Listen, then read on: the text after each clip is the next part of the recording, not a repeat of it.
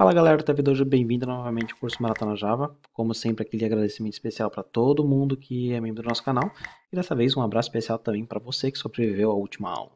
Então se você está aqui nessa aula hoje, é porque você é um dos fortes de coração. E nessa aula nós vamos falar sobre como nós podemos lançar as nossas exceções. Então na última aula nós vimos que, utilizando o exemplo de arquivo, que nós colocamos um try catch. Caso aconteça algum problema aqui, nós vamos ter uma exceção no console. E eu falei para vocês, uma vez uma pessoa perdeu uma vaga de emprego porque ela simplesmente deixou o try catch assim. E como vocês podem ver, se eu deixar o try catch sem o stack trace, eu vou executar meu código e a sensação é que o meu código ele funcionou normalmente. Se você manda um código desse para produção, você não faz ideia do mal que pode estar fazendo em um código que, teoricamente, é o que está te trazendo dinheiro, se você estiver trabalhando numa empresa. Então, agora que nós sabemos como é que funciona mais ou menos o try catch, vamos ver como é que a gente pode fazer para bloquear, por exemplo, um argumento inválido e lançar uma exceção. Vamos voltar lá no nosso runtime exception, clicar com o botão direito, Java Class, runtime exception, teste 02. Bom, imagina que a gente tem o método PubStatic void main e a gente tem o método private static void divide divisão, melhor. E divisão é pegar int A e int B. E a gente vai fazer aqui, na verdade vamos colocar para retornar um inteiro, return A dividido por B. E eu vou chamar aqui no meu método static void main a divisão passando o valor, por exemplo, 1 e 0. 1,0. Ctrl Shift F10. Como vocês podem ver, nós temos uma Arithmetic Exception. Arithmetic Exception, se você abrir essa classe, você vai ver que ela é uma Runtime Exception. Como é uma Runtime Exception, a gente não é obrigado a fazer o tratamento.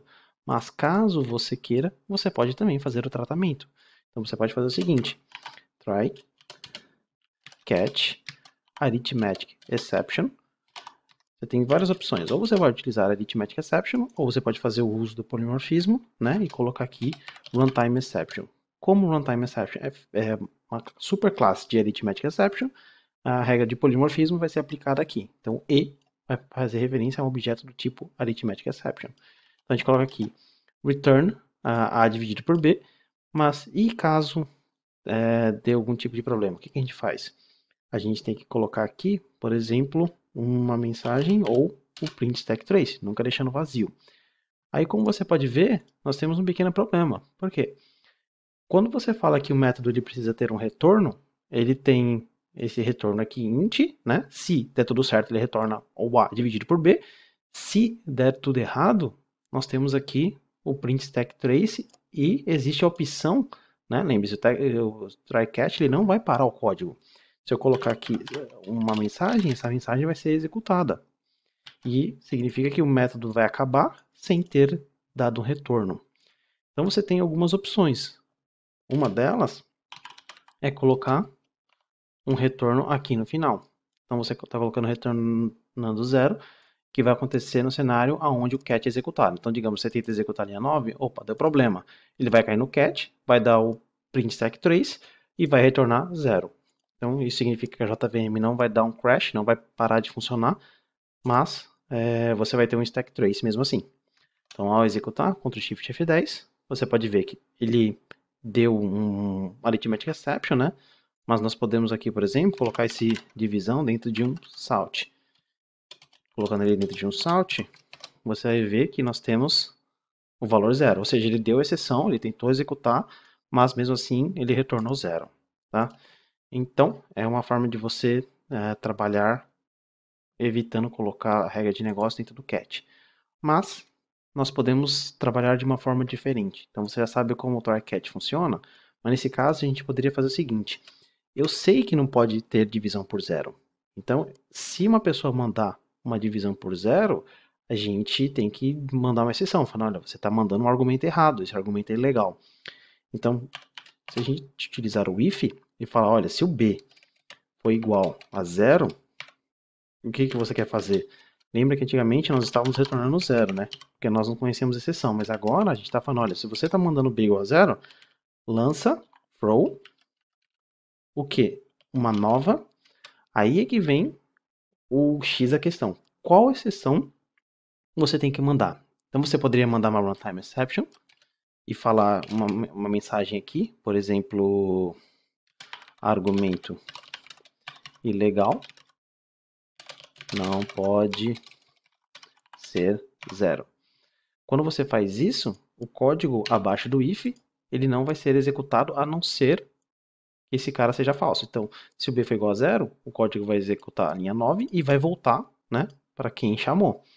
Então, nesse caso, a gente não precisa mais fazer esse try catch. E aqui a gente só retorna A dividido por B.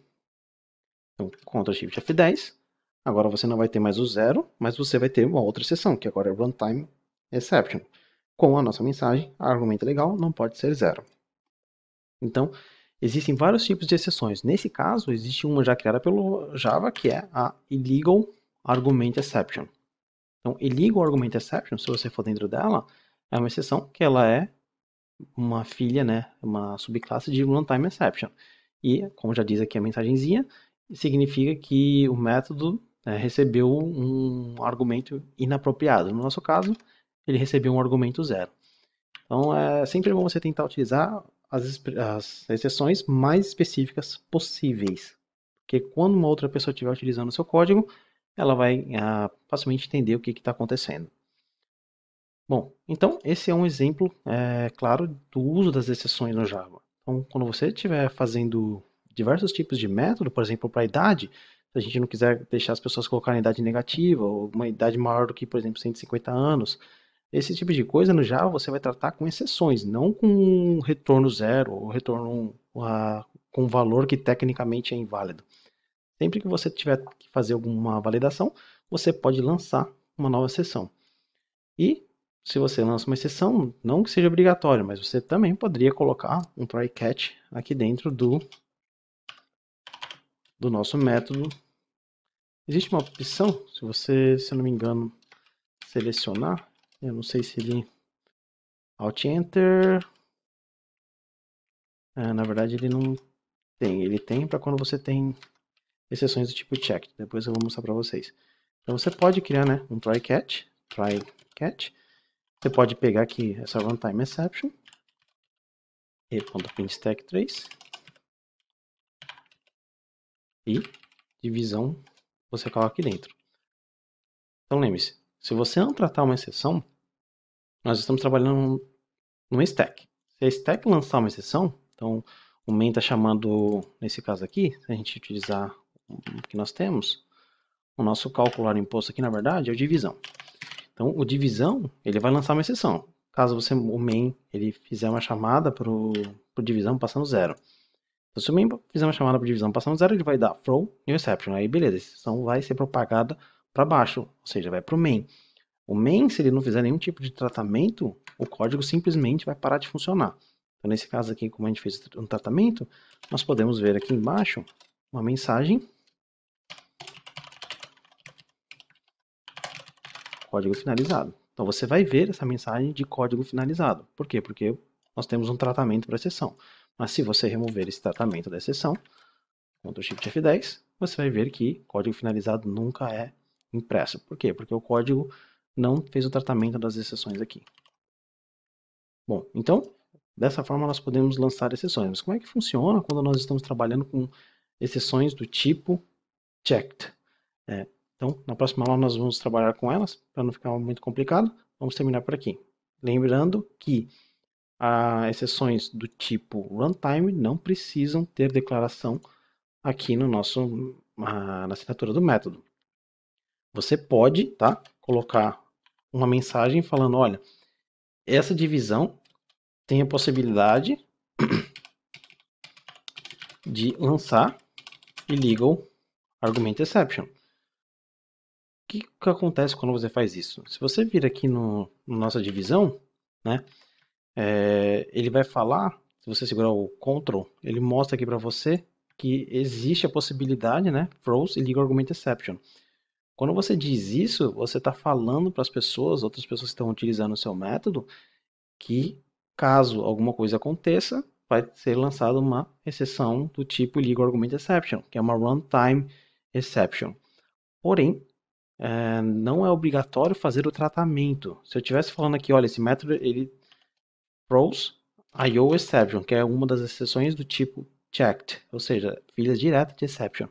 No momento que eu faço isso, pum, eu sou obrigado a tratar essa exceção. Então eu tenho duas opções, ou eu trato, ou eu só jogo a bronca mais para cima. Eu posso falar aqui, throws IO Exception. O problema é, se der um problema na minha divisão e eu lançar uma exceção do tipo IO Exception, vai vir pro meu main, que é o meu main que chamou. E no meu main, eu falar que ele vai lançar IO Exception, porque eu não estou tratando, quem é que vai capturar? Infelizmente, o método main é o último. Depois disso, simplesmente a JVM vai parar de funcionar. Mas para questões de estudo, é interessante por quê? Porque você não precisa poluir o código, você não precisa ficar colocando try-catch, mas um código real, você vai fazer o tratamento dessa exceção para o que der, para caso ela aconteça. Então, lembre-se, nessa aula, para lançar novas exceções, utiliza throw new e o objeto que nós temos. Caso você queira avisar outras pessoas que estão utilizando o seu método, você coloca na assinatura do método, depois do parêntese, throws. Isso aqui é tipo uma flag falando, olha, existe a possibilidade de lançar, aí você coloca a exceção. Lembrando que exceções do tipo runtime, o tratamento dela é opcional. Se o método que está chamando não quer tratar, nada vai acontecer. Não significa que o programa não vai compilar, vai funcionar normalmente. Então é muito comum vocês não verem exceções do tipo runtime com declaração de throws. Então, se você deixar ou não deixar, você vai ter o mesmo resultado. O que geralmente acontece, as pessoas colocam um comentário, né? Fala parâmetro B é o divisor, ou dividendo, nem lembro mais como é que é, mas aí eles colocam não pode ser zero. Então você coloca uma mensagem. Por quê? Porque quando as pessoas forem chamar o seu método, eu não lembro como é que é Ctrl Q. Então, quando Ctrl Q, você pode ver que existe uma pequena documentaçãozinha falando que o método B não pode ser zero. E você poderia até mesmo colocar aqui, né, throws illegal argument exception, caso B seja zero. Então, quando eu vier aqui na minha divisão e apertar Ctrl Q, né, eu estou falando que ele pode lançar a exceção illegal argument exception caso B seja zero, mas eu não coloquei aqui no meu método throws illegal argument exception. Eu posso, mas sinceramente vocês não vão ver tanto. Quando você coloca exceções do tipo checked, que são filhas diretamente de exception, aí sim vocês vão ver bastante throws e aquela exceção. Bom, então é isso que eu tinha para falar para vocês. Vamos continuar na próxima aula. Vejo vocês lá. Até mais.